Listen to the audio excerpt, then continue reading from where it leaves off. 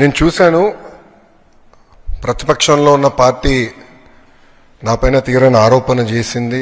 వాళ్ళు అధికారికంగా ట్వీట్ పెట్టారు. వాళ్ళకి నేను 24 గంటలు సమయం ఇస్తున్నా. 2000 రూపాయలు నా బ్యాంక్ అకౌంట్కి వచ్చింది, నా జోబులోకి వచ్చిందని వాళ్ళు అంటున్నారు కనుక నిరూపించండి, లేదంటే ఆ స్టేట్మెంట్ విత్డ్రా చేయండి. ఈ రెండు చేయకపోతే చాలా తీవ్రమైన పరిణామాలు ఉంటాయి. లీగల్గా నేను దీనిపైన ముందరికి వెళ్ళాలని నిర్ణయించుకుంటాం జరిగింది.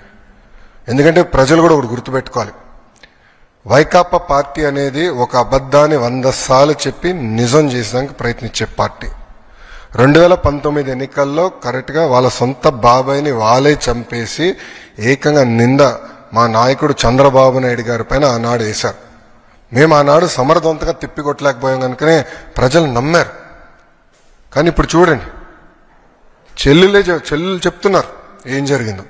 సో అలా అబద్ధాలు చెప్పి ప్రజలు నమ్మించడానికి ప్రయత్నిస్తున్నారు. ఈ 2000 రూపాయలు నేను ఆ ట్వీట్ని నేను చదివాను. ఆ 2000 రూపాయలు నా జోబుకి వచ్చిందన్నారు. వాళ్ళు నిరూపించాలి, లేదంటే ఆ స్టేట్మెంట్ వెనక్కి తీసుకోవాలి, లేదంటే to the fullest extent of the law I will take action against them.